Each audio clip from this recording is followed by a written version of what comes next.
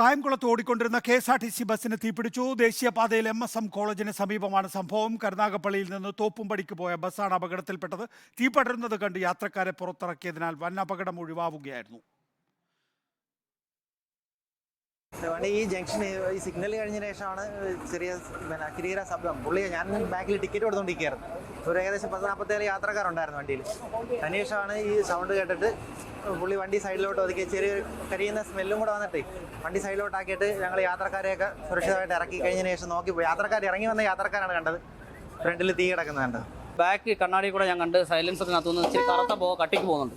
Engine cover open ചെയ്തപ്പോഴത്തേക്ക് ആ ഫ്രണ്ടിൽ നിന്ന് കറുത്ത പോക നല്ല കട്ടിക്ക് കറക്റ്റ് ചെയ്ത് വരുമായിരുന്നു. എഞ്ചിൻ കവറിനകത്തുനിന്ന് പുക വന്നതിന് ശേഷം ഈ ഇറങ്ങിയ യാത്രക്കാർ ഈ സൈഡിൽ കൂടെ വന്ന ഒരാളാണ് ഫ്രണ്ടിൽ അടിയില ചെറുതായിട്ട് തീ സ്പാർക്ക് ചെയ്യുന്നുള്ള കാര്യം പറയുന്നത്. അപ്പോൾ നമുക്ക് അകത്തിരുന്നുകൊണ്ട് അത് കാണാൻ പറ്റത്തില്ല. ഡീസൽ ലീക്ക് ഞങ്ങൾ ഇറങ്ങിയതിന് ശേഷം കത്തി പൈപ്പ് പോയി താഴോട്ട് ഡീസൽ പോയെന്ന് അറിയത്തില്ല. ഡീസൽ താഴോട്ട് 1-2 തുള്ളിയായിട്ട് ഇങ്ങനെ വീഴാൻ തുടങ്ങി.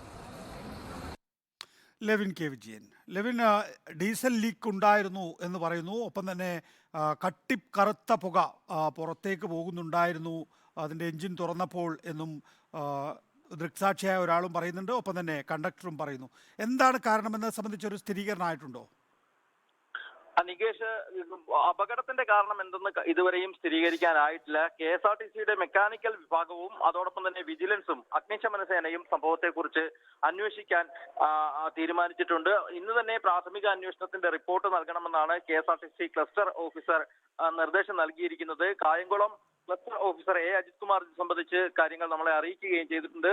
അപകടത്തിന്റെ ഒരു പ്രാഥമിക നിഗമനം ഷോർട്ട് സർക്യൂട്ടും അതോടൊപ്പം തന്നെ ഡീസൽ ചോർച്ചയുമാണ് എന്നുള്ള വിലയിരുത്തലിലാണ് ഈ ഘട്ടത്തിൽ ഉദ്യോഗസ്ഥർ ഉള്ളത്. ഇന്ന് രാവിലെയാണ് ഈ അപകടം നടക്കുന്നത്. ദീർഘദൂര സർവീസ് നടത്തുന്ന ബസ്സാണ്. അതുകൊണ്ട് ഇത്തരത്തിൽ ഒരു അപകടം ഉണ്ടായത് വളരെ ഗൗരവത്തോടു കൂടി തന്നെയാണ് KSRTC കാണുന്നത്. കരുനാഗപ്പള്ളിയിൽ നിന്നും തോപ്പുംപടിക്ക് സർവീസ് നടത്തുന്ന KSRTCയുടെ വെസ്റ്റിബിൾ ബസ്സാണ് 9:15 കായംകുളം MSM കോളേജ് ജംഗ്ഷന് സമീപത്ത് വെച്ച് പൂർണ്ണമായും കത്തി നശിച്ചത്. കായംകുളത്ത് എത്തിയതിന് പിന്നാലെ പലവട്ടം ബസ്സിൽ നിന്ന് പുക ഉയർന്നതോടെയാണ് ഡ്രൈവർ ബസ്സിലെ യാത്രക്കാരോട് പുറത്തേക്ക് ഇറങ്ങാൻ ആവശ്യപ്പെട്ടത്. തുടർന്ന് കണ്ടക്ടർ കൂടി എത്തി വേഗത്തിൽ യാത്രക്കാരെ പുറത്തിറക്കി ഈ ബസ്സിന്റെ എഞ്ചിന്റെ ഭാഗം ഡ്രൈവർ അതിന്റെ റെക്സിൻ ഷീറ്റ് ഉയർത്തി നോക്കിയപ്പോൾ കട്ടിയിൽ പുക ഉയരുന്നത് കണ്ടു. പിന്നാലെ തന്നെ ഡ്രൈവറും പുറത്തിറങ്ങിയതിന് പിന്നാലെയാണ് ബസ്സിൽ തീ പടർന്ന് ഏകദേശം ഒരു 15 മിനിറ്റിനകം ബസ് പൂർണ്ണമായും കത്തി നശിക്കുന്ന സാഹചര്യമാണ് ഉണ്ടായത്. കായംകുളത്ത് നിന്നും